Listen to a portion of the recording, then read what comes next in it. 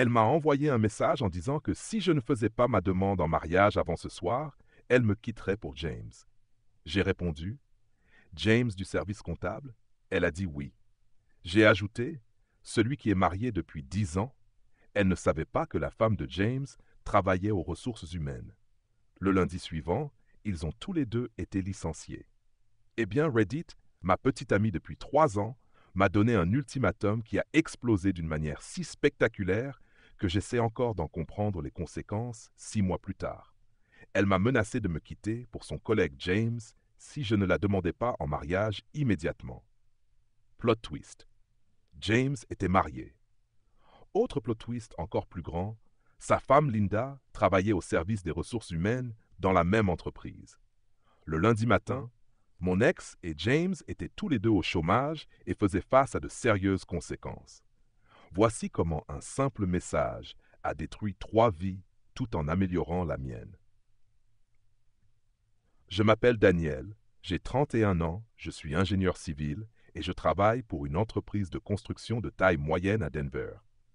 Je conçois des systèmes structurels pour des bâtiments commerciaux, des choses ennuyeuses mais essentielles qui empêchent les gratte-ciels de s'effondrer comme des crêpes pendant un tremblement de terre. Ce n'est pas un métier glamour, mais il paie bien et je suis bon dans ce que je fais. Je travaille dans la même société depuis la fin de mes études. J'ai gravi les échelons pour devenir ingénieur principal. J'ai obtenu ma licence professionnelle il y a 2 ans. Carrière stable, bon salaire, j'ai ma propre maison de ville. Je conduis un 4x4 entièrement payé. Rien d'extravagant, mais confortable. Ma philosophie de vie est simple.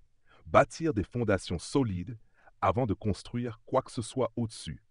Cela s'applique aux bâtiments, aux finances et aux relations. Peut-être que cela me rend ennuyeux, c'est du moins ce que pensait mon ex, mais j'ai vu trop de vies s'effondrer parce que les gens se précipitaient sans plan ni préparation. En grandissant, mon père, qui était entrepreneur, m'a appris la valeur du travail bien fait dès la première fois. Il m'emmenait sur les chantiers les week-ends, me montrait comment les raccourcis menaient à des défaillances structurelles, comment la précipitation entraînait des erreurs coûteuses à réparer plus tard. Mesure 2 fois, coupe 1 fois, ce n'était pas seulement une phrase à propos du bois, c'était une leçon de vie. Cette leçon m'a accompagné à l'université, dans ma carrière, dans tout. J'ai rencontré ma copine Ashley, 29 ans, il y a 3 ans, à un mariage d'amis communs. Elle travaillait dans le marketing pour une start-up technologique du centre-ville, toujours bien habillée, avec cette énergie de femme ambitieuse et assurée qui me plaisait. Le mariage avait lieu dans un lieu de réception en montagne et nous nous sommes retrouvés à la même table pour le dîner. Elle a fait une blague sur le choix des centres de table de la mariée. J'ai ri, nous avons commencé à discuter et à la fin de la soirée, nous avions échangé nos numéros. Nous nous sommes immédiatement bien entendus. Elle était drôle, ambitieuse, attirante et semblait apprécier le fait que j'ai ma vie bien organisée. Notre premier rendez-vous a eu lieu dans un restaurant italien du centre-ville et nous avons parlé pendant 3 heures de tout. Nos objectifs professionnels, nos rêves de voyage, nos familles. Elle m'a raconté son enfance à Boulder, ses parents qui la poussaient à réussir, son diplôme en marketing de l'Université du Colorado et son ambition de fonder un jour sa propre agence. Pendant la première année et demie, tout allait parfaitement bien. Nous dînions ensemble, après le travail, partions en week-end à la montagne, parlions de nos projets d'avenir. Elle semblait sincèrement intéressée par mon travail, me posait des questions sur les projets que je concevais, venait à mes fêtes de fin d'année au bureau et séduisait mes collègues. Mes amis l'aimaient bien, mes parents aussi quand je les présentais à Thanksgiving. Tout semblait parfait. Elle a emménagé chez moi après 18 mois. Nous partageons les factures mais pas le loyer, puisque j'étais propriétaire de la maison. Je l'avais achetée 3 ans avant notre rencontre, juste après avoir obtenu ma licence professionnelle et l'augmentation de salaire qui allait avec. 2 chambres, 2 salles de bain, un petit jardin pour le chien que je comptais adopter un jour, un quartier tranquille. C'était pas grand-chose, mais c'était à moi, sans hypothèque, sans propriétaire, une totale liberté. C'est à ce moment-là que les choses ont commencé à changer. Ashley a commencé à faire des remarques sur le fait que j'étais trop à l'aise dans ma vie. Au début, j'ai pris ça comme un compliment. Oui, j'étais à l'aise, j'avais travaillé dur pour ça, mais la manière dont elle le disait sonnait différemment, comme si à l'aise voulait dire ennuyeux ou sans ambition. Elle a commencé à mentionner son collègue James. James qui venait d'être promu directeur de compte senior. James qui prévoyait de lancer son propre cabinet de conseil. James qui avait de grands rêves. James par-ci, James par-là. Ce type aurait presque pu payer un loyer chez nous, tant elle en parlait. Elle m'a envoyé un message en disant que si je ne faisais pas ma demande en mariage avant ce soir, elle me quitterait pour James. J'ai répondu, calmement, James du service comptable? Elle a dit oui. J'ai ajouté, presque en riant, celui qui est marié depuis 10 ans? Elle ne savait pas que la femme de James travaillait aux ressources humaines. Le lundi suivant, ils ont tous les deux été licenciés. Eh bien, Reddit, ma petite amie depuis 3 ans, m'a donné un ultimatum qui a explosé d'une manière si spectaculaire que j'essaie encore d'en comprendre les conséquences 6 mois plus tard. Elle m'a menacé de me quitter pour son collègue James si je ne la demandais pas en mariage immédiatement. Plot twist, James était marié. Autre plot twist encore plus grand, sa femme Linda travaillait au service RH de la même entreprise. Le lundi matin, mon ex et James étaient tous les deux au chômage et faisaient face à de sérieuses conséquences. Voici comment un simple message a détruit 3 vies tout en améliorant la mienne. Je m'appelle Daniel, j'ai 31 ans, je suis ingénieur civil et je travaille pour une entreprise de construction de taille moyenne à Denver. Je conçois des systèmes structurels pour des bâtiments commerciaux, des choses ennuyeuses mais essentielles qui empêchent les gratte-ciels de s'effondrer comme des crêpes pendant un tremblement de terre. Ce n'est pas un métier glamour, mais il paie bien, et je suis bon dans ce que je fais. Je travaille dans la même société depuis la fin de mes études. J'ai gravi les échelons pour devenir ingénieur principal, j'ai obtenu ma licence professionnelle il y a 2 ans. Carrière stable, bon salaire, j'ai ma propre maison de ville, je conduis un 4x4 entièrement payé, rien d'extravagant mais confortable. Ma philosophie de vie est simple, bâtir des fondations solides avant de construire quoi que ce soit au-dessus. Ça s'applique aux bâtiments, aux finances et aux relations. Peut-être que ça me rend ennuyeux, c'est du moins ce que pensait mon ex, mais j'ai vu trop de vies s'écrouler parce que les gens se précipitaient sans plan ni préparation. En grandissant, mon père, qui était entrepreneur, m'a appris la valeur du travail bien fait dès la première fois. Il m'emmenait sur les chantiers le week-end, me montrait comment les raccourcis menaient à des défaillances structurelles, comment se précipiter entraînait des erreurs coûteuses à réparer plus tard. Mesure 2 fois, coupe 1 fois, n'était pas juste une phrase à propos du bois, c'était une leçon de vie. Cette leçon m'a suivi à l'université, dans ma carrière, dans tout. J'ai rencontré Ashley, 29 ans, il y a 3 ans, à un mariage d'amis communs. Elle travaillait dans le marketing pour une start-up technologique du centre-ville, toujours bien habillée, avec cette énergie de femme ambitieuse et assurée qui me plaisait. Le mariage avait lieu dans les montagnes et nous nous sommes retrouvés à la même table pour le dîner. Elle a fait une blague sur les centres de table choisis par la mariée. J'ai ri. On a commencé à discuter et à la fin de la soirée, on s'était échangé nos numéros. Le courant est passé tout de suite. Elle était drôle, ambitieuse, attirante et semblait apprécier le fait que j'ai ma vie bien en place. Notre premier rendez-vous, c'était dans un resto italien du centre-ville. On a parlé pendant 3 heures de tout, nos objectifs professionnels, nos rêves de voyage, nos familles. Elle m'a raconté son enfance à Boulder, des parents qui la poussaient à réussir, son diplôme de marketing à l'Université du Colorado et son rêve de fonder un jour sa propre agence. Pendant 1 an et demi, tout allait parfaitement bien. On dînait ensemble après le boulot, on partait en week-end dans les montagnes, on parlait de projets d'avenir. Elle semblait sincèrement intéressée par mon travail, me posait des questions sur les projets que je concevais, venait à mes fêtes de Noël au bureau et séduisait mes collègues. Mes amis l'aimaient bien. Mes parents aussi quand je les présentais à Thanksgiving. Tout semblait parfait. Elle a emménagé chez moi après 18 mois. On partageait les charges, mais pas le loyer, puisque j'étais propriétaire de la maison. Je l'avais achetée 3 ans avant notre rencontre, juste après avoir obtenu ma licence pro et l'augmentation de salaire qui allait avec. 2 chambres, 2 salles de bain, un petit jardin pour un chien que je prévoyais d'adopter un jour, quartier tranquille. C'était pas grand-chose, mais c'était à moi. Pas d'hypothèque, pas de propriétaire, totale liberté. Et c'est là que les choses ont commencé à changer.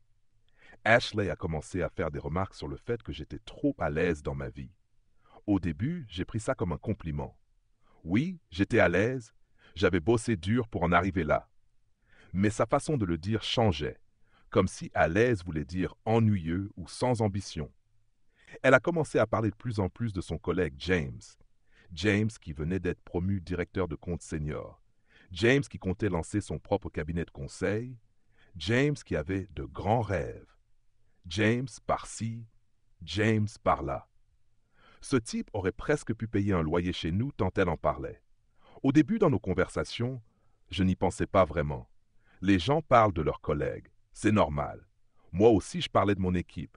Des architectes complètement fous avec qui je devais collaborer, des projets compliqués. Mais quand Ashley parlait de James, c'était différent.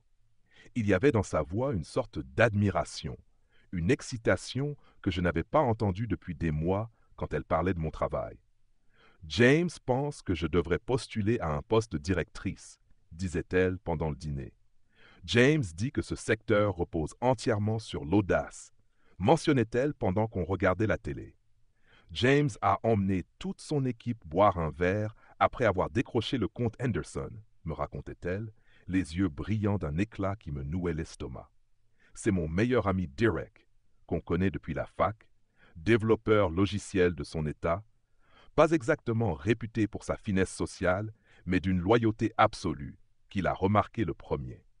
On était dans un bar à regarder un match des Broncos quand Ashley m'a envoyé un message pour la 3e fois de la soirée, encore à propos d'un truc que James avait dit au boulot. « Mec, » a dit Derek en me volant une aile de poulet, « elle parle de ce James plus qu'elle ne parle de toi. » « Ils bossent ensemble, ils ont des projets, » ai-je répondu. « Ma copine travaille avec genre 30 personnes. J'en connais peut-être 3. » « Combien de fois Ashley t'a parlé de James cette semaine? » J'y ai réfléchi. « Peut-être 10. Enfin, ceux dont je t'ai parlé. »« Je parie que c'est plus, » a-t-il dit en appelant la serveuse pour une autre tournée. « Je dis pas que c'est grave, je dis juste, ouvre les yeux.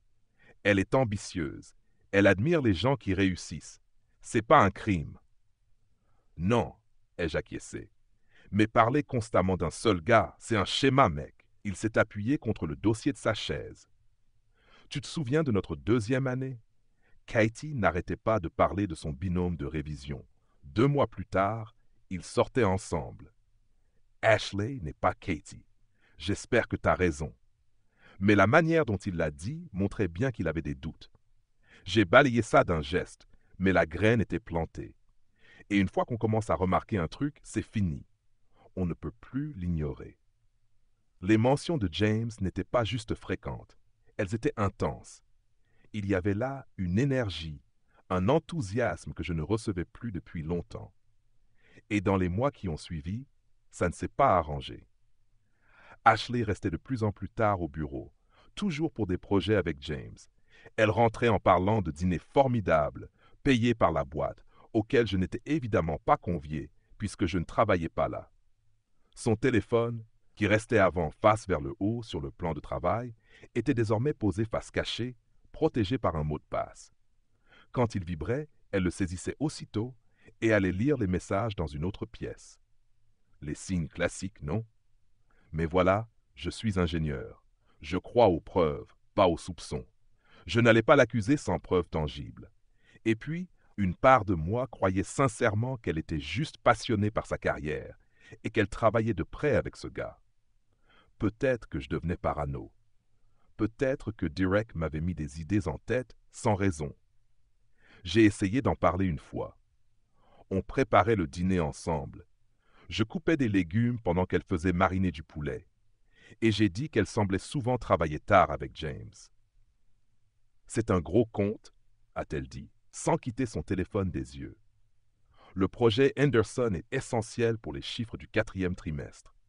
Je comprends, c'est juste que les dîners ensemble me manquent. Elle a levé les yeux. Et là, j'ai vu une lueur d'agacement dans son regard. Daniel, tout le monde n'a pas un boulot de 9 à 17h30. Certains d'entre nous ont une vraie carrière, avec de la flexibilité, de l'engagement. La façon dont elle a dit certains d'entre nous m'a frappé, comme si mon métier à moi n'était pas réel, pas important. Je venais de passer 3 mois à concevoir la structure d'un immeuble mixte de 15 étages, à faire des semaines de 60 heures pour tenir les délais. Mais bien sûr, mon boulot était facile et prévisible.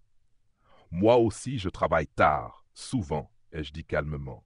Je dis juste qu'on pourrait essayer de mieux caler nos plannings. Peut-être que si tu avais plus d'ambition, tu comprendrais ce que ça demande de réussir vraiment. Elle est retournée à son téléphone. Conversation terminée. Cette phrase m'a hanté pendant des jours. Plus d'ambition. J'avais bossé comme un fou pour obtenir ma licence pro, bâtir une réputation dans mon domaine, m'acheter mon propre chez moi à 31 ans. Mais pour Ashley, tout ça, c'était juste le minimum. Le vrai succès, apparemment, c'était ce que faisait James. Puis vint la conversation sur le mariage. On en avait déjà parlé de manière générale. On était d'accord pour dire qu'on se voyait marier un jour, avec des enfants plus tard, le parcours classique d'un couple millénial. Mais j'avais été clair. Je voulais attendre qu'on soit ensemble depuis au moins 3 ans, qu'on ait vécu ensemble pendant au moins 1 an, poser des bases solides, m'assurer qu'on était vraiment compatibles sur tout ce qui compte, avant de signer quoi que ce soit. Les 3 ans arrivaient en septembre, on était en août, et Ashley a commencé à semer des indices de moins en moins subtils. Elle s'arrêtait devant les vitrines des bijouteries, restait à contempler les bagues, commentait celles de ses amis en les examinant longuement, posait des questions sur les demandes en mariage, me montrait des tableaux Pinterest remplis de lieux de réception, classés par saison et par prix. Rien d'alarmant. En fait, je comptais justement faire ma demande pendant notre voyage à Telluride pour notre anniversaire. C'était dans quelques semaines. J'avais déjà la bague, un diamant taille coussin monté sur platine, choisi avec soin pendant 2 mois grâce à un ami joaillier. J'avais réservé dans un restaurant avec vue sur les montagnes. J'avais tout imaginé, chaque mot, chaque geste, même le moment où je poserais un genou à terre. Mais ces indices se transformaient en pression. Elle disait qu'on ne rajeunit pas, que tous nos amis se fiancent, son Instagram débordait de mariages et de demandes, elle me montrait des posts avec des légendes comme « Enfin, les rêves deviennent réalité » et me demandait ce que je pensais des bagues. Un soir, pendant une pub de bagues de fiançailles, elle s'est tournée vers moi, le regard plein d'attente, et a dit « Cette bague est magnifique. » Oui, elle est jolie. Tu ne trouves pas qu'on devrait commencer à planifier notre avenir? Mais on le fait déjà. On vit ensemble. On construit nos carrières. Je veux dire vraiment planifier, avec des dates, des engagements. J'ai coupé le son de la télé. J'ai dit Ashley, on en a parlé. 3 ans ensemble, 1 an sous le même toit, on y est presque. Presque c'est pas yet, j'ai 29 ans. Daniel, je veux être marié avant mes 30 ans. Je veux penser aux enfants avant qu'il ne soit trop tard. Tu n'es pas trop vieille, on a le temps. Elle s'est levée d'un coup. Tu as toujours le temps. Pour réfléchir, pour planifier, pour perfectionner. Mais la vie, ce n'est pas ça. Parfois, il faut foncer, prendre des risques, faire des choix forts. Ce n'est pas une voiture qu'on achète, Ashley, c'est toute notre vie. Je veux être sûr qu'on prend la bonne décision. Et ce sera quand tu l'auras décortiqué sous tous les angles, quand tu auras calculé la probabilité exacte de réussite. Sa voix montait. J'aimerais que tu fasses quelque chose sans tout suranalyser, juste une fois, que tu vives un peu sans disséquer chaque détail. Je ne vais pas précipiter un mariage pour cocher une case sur un calendrier. Elle m'a regardé longtemps, son visage a changé, il y avait quelque chose de froid, presque mécanique. Peut-être que tu n'es pas l'homme que je croyais. Elle a attrapé son sac, elle est partie, a dormi chez son amie Claire, puis est revenue le lendemain comme si de rien n'était. Mais quelque chose avait changé. Une distance s'était installée entre nous, un vide qu'on ne connaissait pas. Puis est arrivé le message. Un jeudi soir, j'étais au bureau, concentré sur des calculs de charges pour une poutre. Mon téléphone a vibré, c'était Ashley. Je m'attendais à un « tu rentres à quelle heure » ou une course à aller chercher, mais non. Daniel, j'ai besoin de savoir où va cette relation. Si tu ne me demandes pas en mariage ce soir, c'est fini, je te quitte pour quelqu'un qui sait ce qu'il veut. J'ai relu 3 fois pour être sûr de ne pas mal comprendre. Ce soir, on était censé dîner ensemble. J'avais prévu du saumon à griller. Il était 19h moins 15. Elle voulait une demande en mariage dans les prochaines heures. Où elle partait? L'ingénieur en moi s'est immédiatement mis à tout analyser. C'était pas un coup de colère, c'était planifié. C'était stratégique. Elle y avait réfléchi, planifié, décidé de me poser un ultimatum à un moment où je ne pouvais matériellement pas répondre à sa demande, sauf si j'avais déjà une bague, ce qu'elle supposait sûrement que je n'avais pas, à moins que j'aie déjà prévu de faire ma demande, ce dont elle n'avait aucune idée. C'était un coup forcé, une tentative d'échec, et mat, proposée maintenant sous pression ou la perdre, au profit de celui qu'elle avait probablement déjà préparé pour me remplacer. J'ai tapé « C'est qui, ce quelqu'un ?» La réponse est arrivée tout de suite, comme si elle attendait la question. James.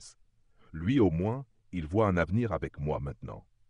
Je suis quelqu'un de calme, il en faut beaucoup pour me déstabiliser. Des années à gérer des entrepreneurs, des architectes, des inspecteurs du bâtiment, qui pensent mieux connaître mon métier que moi, m'ont forgé une sacrée carapace. Mais lire ce message, voir qu'elle avait déjà son remplaçant, que cet ultimatum ne concernait même pas notre couple, mais simplement son prochain mouvement, quelque chose s'est éteint dans mon esprit. Cette lucidité propre aux ingénieurs s'est activée, le bruit émotionnel s'est dissipé et j'ai vu la situation exactement comme elle était. Un coup calculé qui reposait sur l'idée que je céderais à la pression ou que je serais pris au dépourvu par son départ. Elle avait tout orchestré. Les soirées tardives, les mentions incessantes de James, la pression autour du mariage, tout s'est aligné d'un coup, comme un plan de structure qui prend forme sous mes yeux. J'ai tapé « James de la Conta ?» Oui, celui qui est marié depuis 10 ans. Les bulles de frappe sont apparues, puis ont disparu, puis sont revenues. Finalement, quoi? James Martinez, de ton bureau, marié à Linda Martinez. Ils ont 3 enfants. Elle bosse au RH dans ta boîte. Long silence. Puis, tu mens. J'ai ouvert LinkedIn sur mon ordi. Ça m'a pris 30 secondes pour retrouver le profil de James Martinez. Photo de profil corporate, poste affiché, Senior Account Manager dans l'entreprise d'Ashley. Son statut relationnel était visible pour ses connexions. Marié à Linda Martinez. Le profil de Linda indiquait qu'elle travaillait dans cette même entreprise tech depuis 8 ans, comme Asher Business Partner. Sa photo de couverture était une photo de famille. James, Linda et leurs 3 enfants sur une plage. J'ai pris des captures d'écran de leur profil et je les ai envoyées à Ashley avec la photo de famille. Vérifie par toi-même.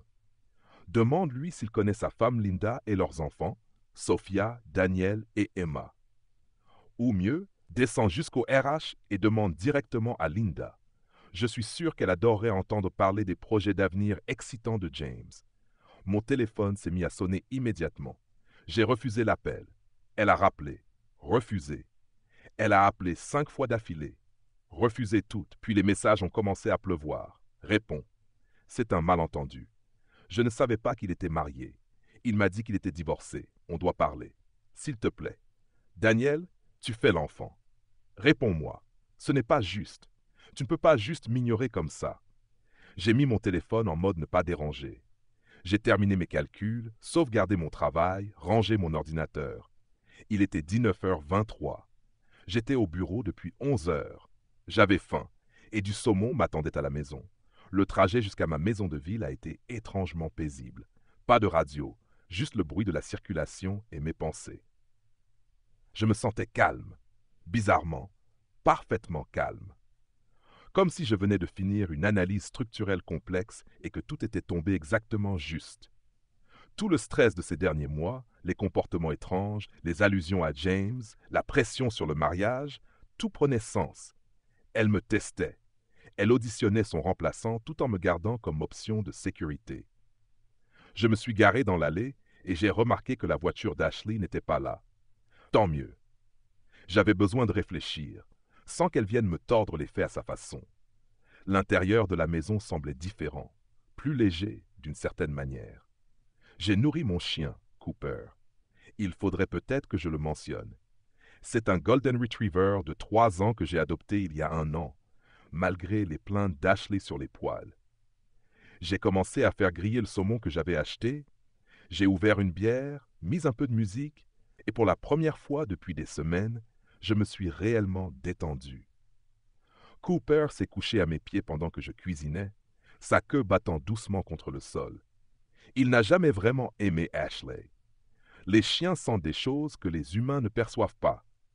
Elle se plaignait toujours qu'il montait sur les meubles. Ses chaussures, tellement de chaussures, ces coussins décoratifs que j'ai toujours détestés. Cette peinture abstraite étrange qu'elle avait insisté pour accrocher dans le salon, tout a été trié soigneusement, rangé dans le garage, chaque boîte étiquetée par catégorie. Je suis ingénieur. Même mes ruptures sont planifiées, documentées et exécutées avec précision. Derek est venu samedi pour m'aider à déplacer les objets lourds. Il faisait des commentaires comme un commentateur sportif, genre « Voilà le blender hors de prix, utilisé 2 fois, direction le garage ». Ou le portant avec 7 millions de vêtements de luxe encore étiquetés, déplacés, et les bougies décoratives trop belles pour être allumées, emballées. J'ai retrouvé la boîte de la bague en rangeant ma commode. Je suis resté un moment à la regarder. 2 mois de recherche, de discussion avec le bijoutier sur la taille et la pureté, une bonne partie de mes économies, tout ça pour une demande qui n'arriverait jamais. Je l'ai remise dans sa boîte et rangée dans mon coffre. Je verrai plus tard si je la rends, la vends ou si je la garde comme rappel le plus cher au monde de ne jamais ignorer les signaux d'alerte. Ashley m'a appelé 32 fois pendant le week-end. Je n'ai décroché à aucun appel. Chaque appel ignoré enlevait une brique de ce mur que j'avais construit autour d'une personne qui ne méritait plus d'être protégée. Dimanche soir, j'étais sur la terrasse avec Cooper, une bière à la main, à regarder le coucher de soleil. Mon téléphone a vibré avec un nouveau message d'Ashley. Je ne l'ai même pas lu. Derek avait raison. J'ai évité un missile nucléaire. Et ce qui fait froid dans le dos, c'est à quel point j'étais proche de ne pas l'éviter. 2 semaines de plus et je lui aurais fait ma demande à Telluride. On aurait pu se fiancer, se marier même, avant que je découvre James. Et là, j'en serais à discuter avec un avocat, pas à déplacer des cartons. Lundi matin, alors que je me préparais pour aller bosser, un numéro inconnu m'a appelé. Normalement, je ne réponds pas. Mais là, j'ai décroché. Peut-être par curiosité, par destin ou par mauvais réflexe. « Daniel, ici Linda Martinez. »« Oh, ça allait être intéressant. »« Bonjour Linda. Je suppose que ce n'est pas un appel amical. » Sa voix était tendue, froide, chaque mot retenait une colère prête à exploser. James a fini par avouer qu'il avait une liaison avec quelqu'un du bureau. J'ai mené l'enquête ce week-end. Ta copine Ashley lui a donné un ultimatum hier le forçant à choisir. Et c'est là qu'il m'a tout avoué. Il n'avait pas vraiment le choix, vu qu'elle lui avait envoyé une 50aine de messages jeudi soir, en pleine crise. J'ai failli rire. C'est drôle, elle m'a donné le même ultimatum jeudi soir. Elle a dit qu'elle me quittait pour James si je ne la demandais pas en mariage immédiatement. Linda s'est tue un instant, puis sa voix est devenue glaciale. Elle ne savait pas qu'il était marié, pas selon ce qu'elle m'a écrit. Il lui a apparemment dit qu'il était divorcé. Divorcé? Elle a ri, un rire amer. On vient de fêter nos 10 ans de mariage en juin, vacances en famille à Maui, photos partout sur Facebook. Elle n'a vraiment pas dû chercher, ou alors elle a juste cru ce qu'il disait comme une idiote. Linda, je suis désolé que vous traversiez ça. Ne sois pas désolé, sois témoin. Son ton est devenu professionnel. Je demande le divorce et je vais les dénoncer tous les deux au RH pour violation des règles internes. Ils ont couché ensemble sur les heures de travail, avec les ressources de l'entreprise. J'ai les relevés de cartes, les messages que James a laissés ouverts sur son iPad comme un idiot, les reçus d'hôtel pour des soi-disant déplacements professionnels. Ils vont regretter de ne pas être restés discrets. Si je peux t'aider de quelque manière que ce soit, oui, tu peux. Envoie-moi tous les messages où Ashley parle de James, N'importe quoi qui montre que leur relation existait avant jeudi. J'ai besoin de construire une chronologie pour la plainte RH et pour le dossier de divorce. Plus j'ai de preuves, plus ce sera solide. Je lui ai tout envoyé. Chaque message où Ashley parlait de James, chaque rêve grandiose qu'il aurait partagé, chaque mention des longues soirées de travail, chaque dîner qu'elle racontait. Linda m'a remercié. Sa voix était devenue professionnelle. Elle m'a promis de me tenir au courant et elle a raccroché. Je suis resté assis dans mon pick-up sur le parking du bureau, un peu sonné. En moins de 4 jours, j'étais passé de l'organisation d'une demande en mariage à témoin principal dans une procédure de divorce et une enquête interne. La vitesse à laquelle la vie d'Ashley s'effondrait était presque impressionnante. Derek m'a envoyé un message vers 10 heures. « Mec, t'es où? » Gros drame à la start-up tech du centre-ville. Ashley et un mec nommé James viennent de se faire virer. C'est partout sur LinkedIn. J'ai vérifié. Effectivement, plusieurs employés de l'entreprise d'Ashley postaient des messages vagues sur l'intégrité au travail, les conséquences des violations de politique interne et sur le fait que les enquêtes RH finissent toujours par faire éclater la vérité. Certains posts étaient plus explicites. Apparemment, Ashley et James avaient été escortés hors des locaux par la sécurité ce matin-là, licenciés avec effet immédiat pour avoir violé les règles sur les relations internes, l'éthique professionnelle, pour falsification de notes de frais et usage abusif des ressources de l'entreprise. Un post particulièrement détaillé, publié par quelqu'un de leur service, expliquait que l'enquête RH avait révélé qu'Ashley et James utilisaient les cartes bancaires de l'entreprise pour leurs dépenses personnelles, dîners de luxe, nuits d'hôtel, cadeaux l'un pour l'autre déguisés en achats professionnels. Ils mentaient sur leurs déplacements, prétendument liés au travail, qui étaient en réalité des escapades romantiques.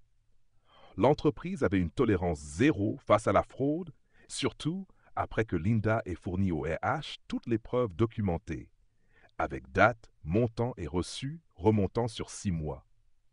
Mon téléphone a commencé à s'illuminer de messages. Ashley m'appelait depuis plusieurs numéros différents, sûrement des téléphones empruntés puisque j'avais bloqué son portable. Ses amis m'envoyaient des messages, me traitaient de sans-cœur, me reprochaient d'être cruel.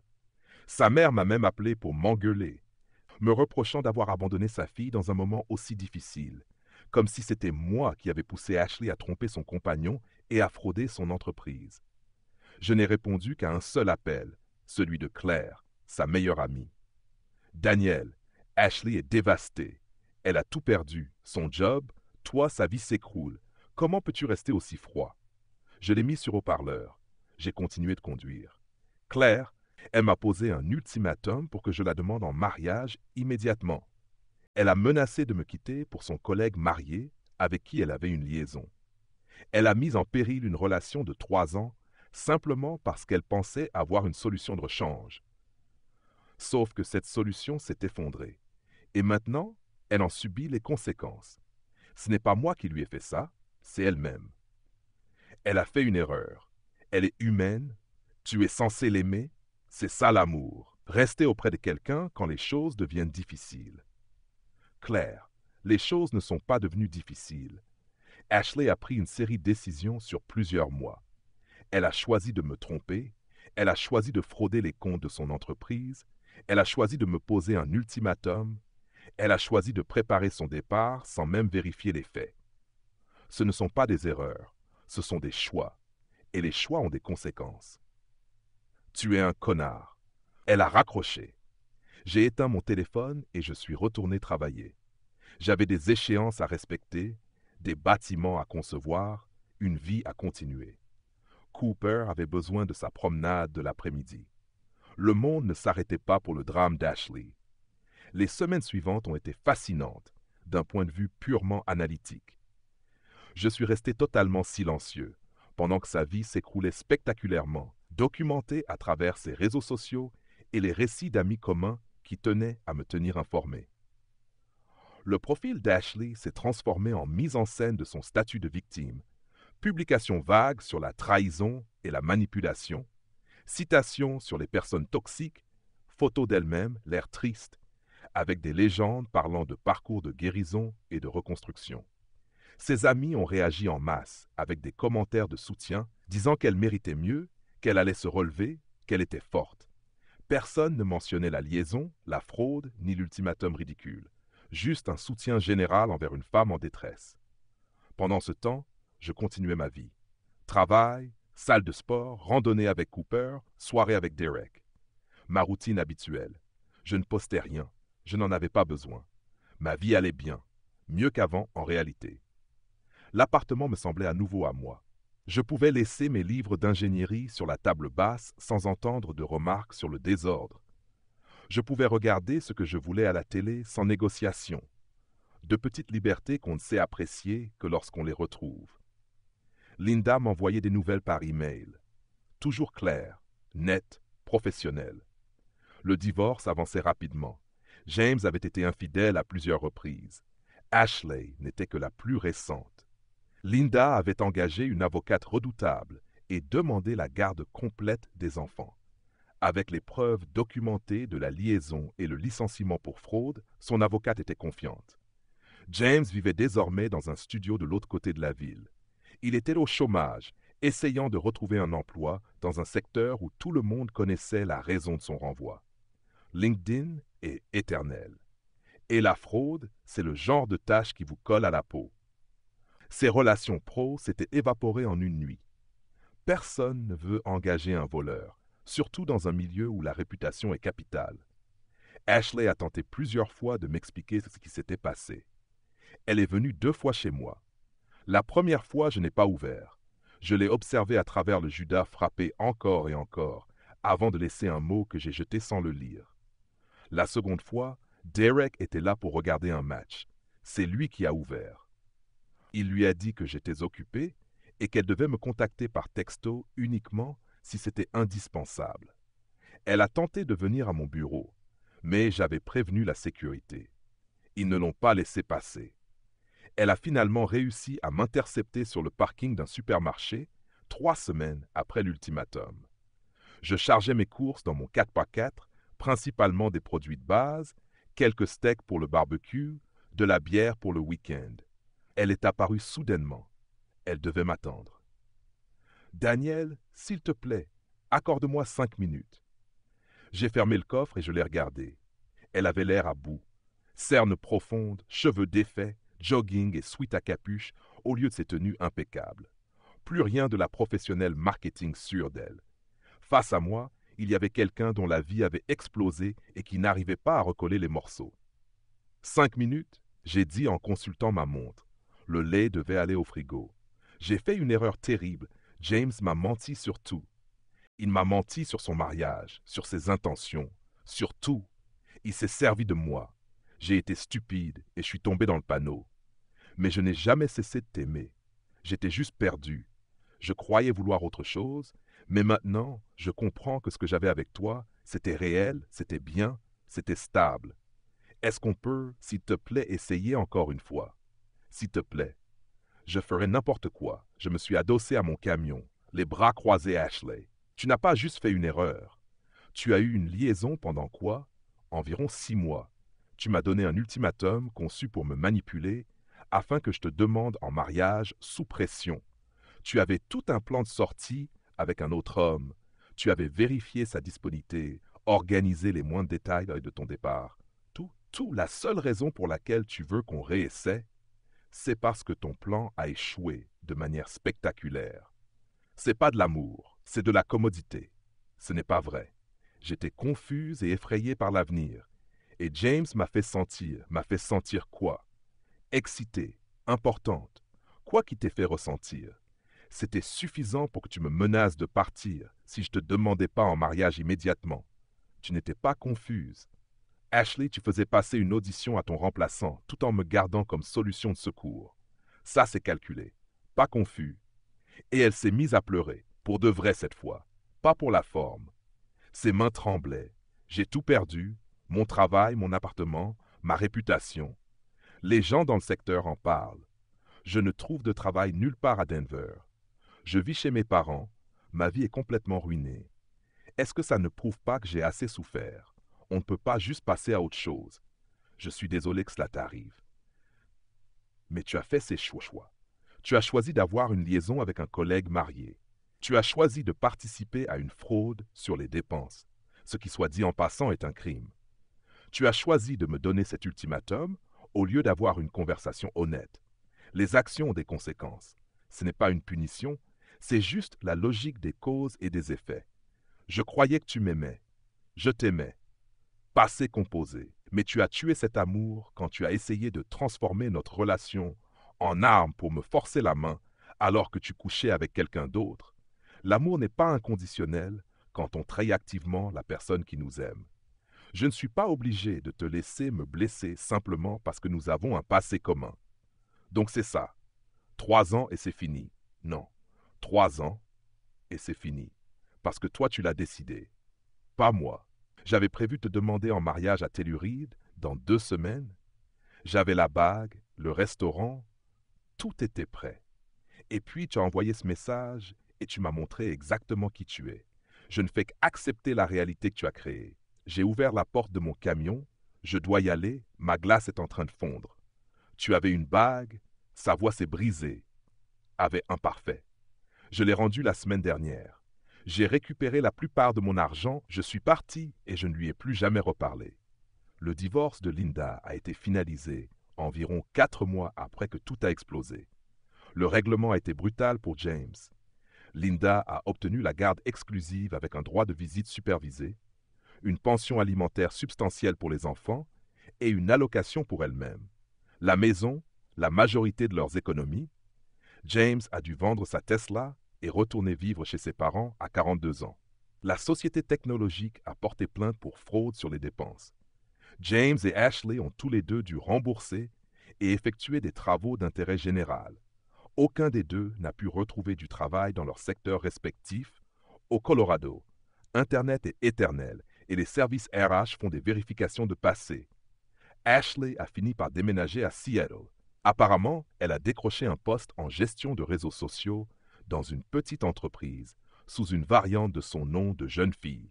D'après ce que j'ai entendu par des connaissances, elle raconte aux gens qu'elle a quitté le Colorado pour un nouveau départ, en omettant soigneusement les détails sur son licenciement pour fraude et sa liaison avec un collègue marié. Quant à moi, la vie s'est améliorée assez rapidement une fois le drame terminé. YouTube vient de lancer une nouvelle fonctionnalité Hype. Si tu es accro à cette histoire, écrase ce bouton Hype. Ça indique à YouTube que cette vidéo mérite d'exploser et ça te garantit d'autres histoires encore plus folles à venir.